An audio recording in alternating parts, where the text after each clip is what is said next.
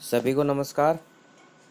विद्यार्थियों, आज हम अपना अष्टमः पाठ है कर्मयोगी स्वामी केशवानंद है पढ़ेंगे। ठीक है, सबसे पहले देखते हैं पाठ परिचय। देखो, राजस्थानस्य रतनगर्भें वसुधरा धीराणां वीराणां लोकदेवतानां भक्तानां योगिनां तपस्विनीनां सतीनां संतानां च खनिः अस्ति। अर्थात राजस्थान के रत्नों से युक्त यह धरती धीर वीर लोक देवता भक्तों योगियों तपस्वियों सतियों और संतों की खान है। ठीक है, चलो।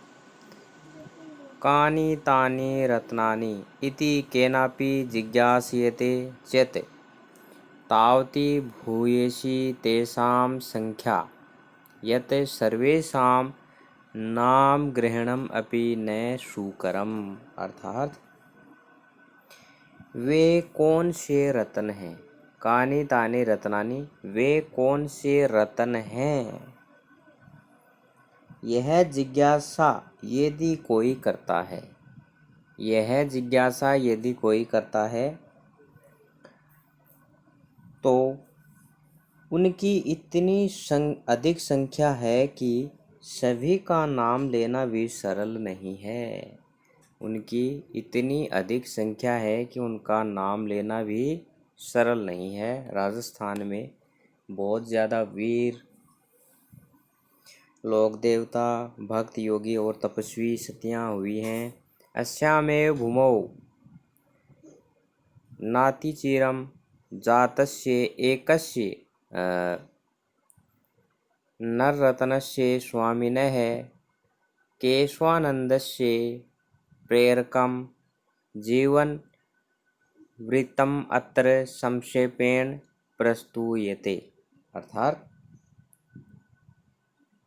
इस भूमि पर कुछ समय पूर्व उत्पन्न एक मानव रत्न स्वामी केशवानंद का प्रेरक जीवन वृत्त यहाँ संक्षेप में प्रस्तुत किया गया है। ठीक है, यहाँ इस पाठ में कर्मयोगी स्वामी केशवानंद के जीवन के बारे में हमें बताया गया है। तो पढ़ते हैं डिटेल से। देखो, स्वामी केशवानंद से अर्थात स्वामी केशवानंद का जन्म पौष मासे, पौष का महीना। ठीक है, और ये है 1940 अर्थात 1940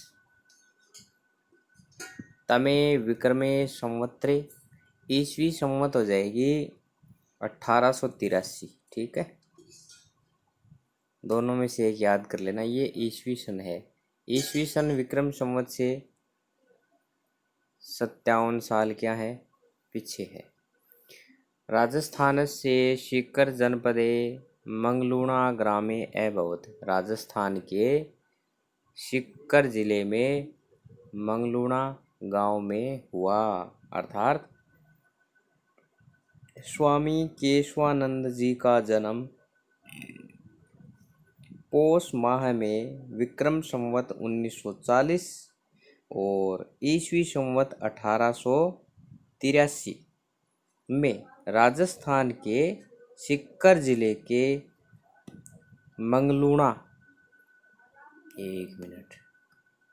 मंगलूणा गांव में हुआ। ठीक है, अस्य पितुर नाम ठाकुर सिंह ढाका इति, इनके पिताजी का नाम ठाकुर सिंह ढाका और मातुश्च नाम सारा इति आसीत, इनकी माताजी का नाम सारा था। बाल्य अवस्था में केशवानंद का नाम बिरमा इति आसीत था। बाल्यकाल में केशवानंद का नाम बिरमा था। यदा एषः बालः, जब यह बालक सप्तवर्षकल्पः 7 वर्ष का आसीत् था। जब यह बालक 7 वर्ष का था, तदेव उसी समय, देखो, उष्ट्रम एकम आश्रित्य, एक ऊंट का आश्रय लेकर, रतनगढ़ स्थले, रतनगढ़ नामक स्थान पर जीवन यापन कुर्वन् करते हुए, ये यहाँ पे ये है कुर्वन् धन अस्य, ठीक है। कुर्वन् का अर्थ होता है क्षत्रिय प्रत्यय का प्रयोग करते हुए, अस्य इनके पिताजी दिवंगत है, अर्थात पंच तत्व को प्राप्त हो गए, अर्थात उनकी मृत्यु हो गई। तो यहाँ पे क्या बताया गया है कि जब यह बालक 5 वर्ष का था, उस समय एक ऊंट का सहारा लेकर जीवन यापन करते हुए रतनगढ़ नामक स्थान पर इनके पिताजी का स्वर्गवास हो गया, ठीक है। तो फर्स्ट पैराग्राफ में हमें कौन कौन सी चीज़ बताई गई है? केशवानंद जी का जन्म बताया गया है सबसे पहले, तो ये आपको याद करना है, ठीक है। ईस्वी संवत याद कर लेना आप, 1883। जन्म कब है इनका? 1883। बचपन का नाम क्या है? बिरमा। अच्छी तरह से याद होना चाहिए, एग्जाम में क्वेश्चन पूछा जा चुका है। केशवानंद जी का बचपन का क्या नाम था? ठीक है, क्या नाम था? बिरमा। पिताजी का क्या नाम था? पिताजी का नाम ये यहाँ पे ठाकुर सिंह ढाका। माताजी का क्या नाम है? सारा। इतनी चीज़ें आपको याद करनी है फर्स्ट पैराग्राफ में। ओके, आगे देखो। पितु है पिता के, प्रयाणात अर्थात मृत्यु से, प्रागेव प्राक धन एव, जस्तव संधि है यहाँ पे। प्राक का अर्थ होता है पहले, एव का अर्थ होता है ही, पूर्व ही। विपन्तायाम विपत्तियां, संकट, गरीबी। श्रेष्ठी गृहेषु, सेठों के घर में। गोधूम का अर्थ होता है गेहूं, ठीक है। गोधूम आदि। पेषणम, पीस कर। और पात्र मार्जनम, बर्तन माज कर, ठीक है। इत्येवम आदि भी है, कार्य ही है, इत्यादि कार्यों के द्वारा यथा कथनचित, जैसे तैसे, काल यापनम, समय बिताती हुई, कुर्वन्ति, समय यापन करती हुई, अस्य इस बालकस्य, बालक की, वरा की, बेचारी, ठीक है ना। और वराक का अर्थ क्या होता है? बेचारा, वरा की, बेचारी। माता। इदानीम, इस समय। वेदवे कारणात, विधवापन के कारण से, विधवा हो गई ना वो, उनके पति की मृत्यु हो गई, ठीक है। इतः, यहाँ से, अपि भी, विपदा भी भूता, अभवत, हो गई, अर्थात यहाँ से भी विपत्तिग्रस्त हो गई। पूरे लाइन का अर्थ क्या हो गया? देखो, पिता की मृत्यु होने से पहले से ही गरीबी के कारण सेठों के घरों में गेहूं, जौ आदि को पीसकर बर्तन माजना आदि कार्यों से जैसे तैसे समय बिताती हुई इस बालक की बेचारी माता अब विधवा होने के कारण यहाँ से भी विपत्तिग्रस्त हो गई, ठीक है। अत्यधिक विपत्तिग्रस्त हो गई और ज़्यादा परेशान हो गई, ठीक है। उच्यते एवं, कहा भी गया है। छिद्रेष्वनार्थ है बहुली भवंती, अर्थात परेशानी में समस्याएं बढ़ जाती हैं, परेशानी में समस्याएं बढ़ जाती हैं।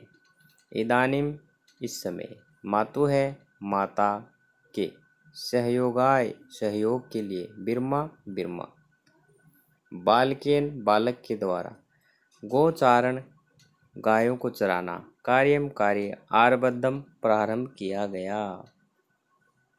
अर्थात इस समय बिरमा बालक ने माता की सहायता के लिए गाय चराने का कार्य प्रारंभ किया। माता की सहायता के लिए उसने कौन सा कार्य प्रारंभ किया? गाय चराने का। ठीक है, गाय चराने प्रारंभ कर दी। तदानीन्तः दीनहीन है, ग्रामीण है, कृषक वर्ग है, श्रमिक वर्ग से सामंतानां राघां नवाब संघकानां व वैदेशिकानां च शासकानां त्रिविधे दास्ता पिंजरे आबद्ध आसीत। देखो, अर्थात तदानीन्तः उस समय के, दीनहीन ग्रामीण है, दीनहीन ग्रामीण गांव वाले, किसान वर्ग, श्रमिक वर्ग, ठीक है, सामंतों राजाओं और विदेशी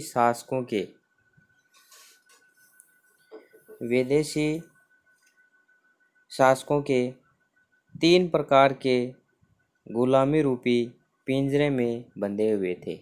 3 प्रकार के गुलामी रूपी पिंजरे में बंधे हुए थे।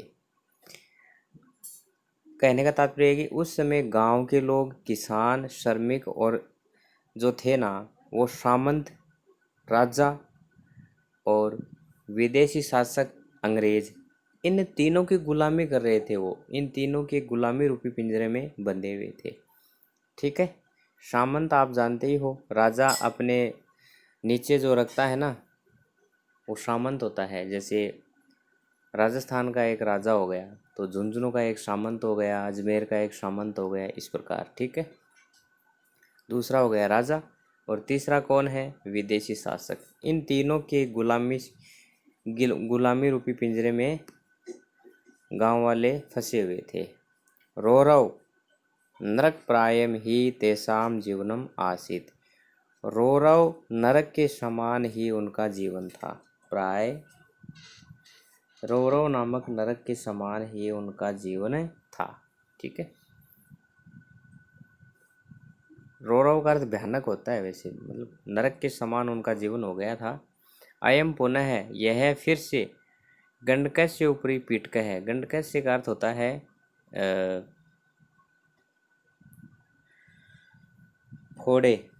फोड़ा होता ना, फोड़ा। पीटक का अर्थ होता है फुंसी। संवृत है, यत भयंकर है, दुर्भिक्ष काल है, समापन है। अर्थात यह फिर से फोड़े के ऊपर फुंसी जैसा हो गया कि भयंकर अकाल आ गया। भयंकर, दुर्भिक्ष काल का अर्थ होता है अकाल। 1 मिनट, दुर्भिक्ष काल का अर्थ क्या होता है? अकाल। समापन है, आ गया। ये जो उस समय जो लोग थे, वो पहले ही परेशान थे। किससे? सामंतों, राजाओं और विदेशी लोगों से वो पहले ही परेशान थे। और फिर क्या हुआ कि ये फोड़े के ऊपर फुंसी के समान हो गया कि उस समय भयंकर अकाल और पड़ गया। ठीक है, छप्पनिया अकाल नाम सुना होगा आपने, नहीं सुना तो अपने दादाजी से पूछ लेना। इति कुख्याते विक्रम संवत, इस नाम से कुख्यात विक्रम संवत 1956, बोलते हैं ना छप्पनिया अकाल, ये 1956 को आया था। 1956, लेकिन कौन सी? विक्रम संवत है, ईस्वी संवत नहीं है। ठीक है ना। तस्मिन् दारुणे दुर्भिक्षे प्राण धारणमपि दुर्भम आसीत। अर्थात उस भीषण अकाल में प्राण धारण करना भी दुर्भर था। जीवित कैसे रहें, ये भी समस्याएं आ गई थी। तो यहाँ से बता रहा हूँ मैं एक बार पुनः है, छप्पनिया अकाल। देखो, छप्पनिया अकाल नाम से कुख्यात विक्रम संवत 1956 में उस भीषण अकाल में प्राय प्राण धारण करना भी दूभर था। ठीक है, प्राणों को धारण करना भी क्या हो गया था, जीवित रहना भी कठिन हो गया था। चतुर्दिक्षु जलम नेव, चारों दिशाओं में जल नहीं, अन्नम नेव, अन्न नहीं, तृणम नेव, घास भी नहीं, आसीत था, केवलम केवल, इक्षुपति पासस्यो है अखंड राज्यम, चारों दिशाओं में न तो पानी था, न ही अन्न था और न ही घास, केवल भूख और प्यास का अखंड साम्राज्य था तो केवल भूख और प्यास का अखंड साम्राज्य।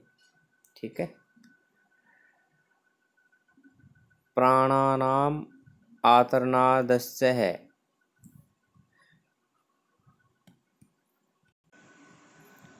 अर्थात प्राणियों की चीख पुकार।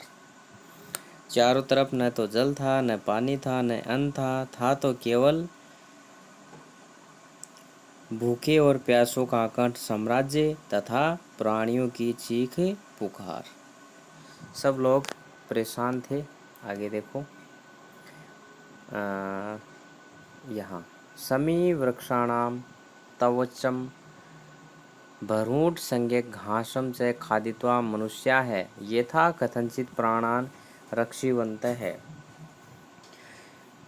समी वृक्षाणाम, समी अर्थात खेजड़ी का वृक्ष, खेजड़ी के वृक्षों की छाल को और भरूट नामक घास को खाकर मनुष्य यथा कथाचित अपने प्राणों की रक्षा कर रहा था। पशु प्राय काल कवलिता है, पशु तो मृत्यु के ग्रास बन चुके थे, पशु तो मृत्यु के ग्रास बन चुके थे।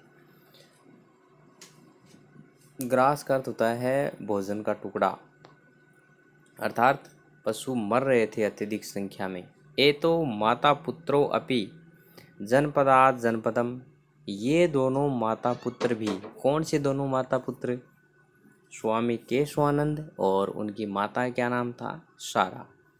ठीक है।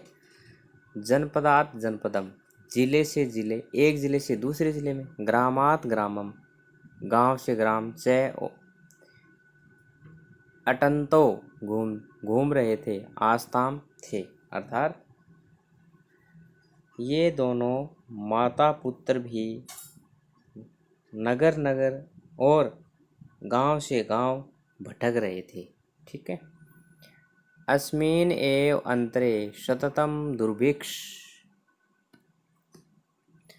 प्रतारणी है, जर्जरिता बलवद अवस्था च बिरमा जननी अपि, संधि कर लेना, यण संधि है, जननी धन अपि, षोडश वर्ष देशीय इमं किशोरम एकलम विहाय दिवम प्रयाता, अर्थात इसी समय के बीच निरंतर अकाल की पीड़ाओं से क्षीण और अत्यंत अस्वस्थ बिरमा की माता भी लगभग 16 वर्ष के इस युवक को अकेला छोड़कर शौरक को चली गई, अर्थात अकाल में परेशान होकर और अस्वस्थता के कारण 16 वर्ष के बिरमा की माता का भी क्या हो गया, शौरगवास हो गया।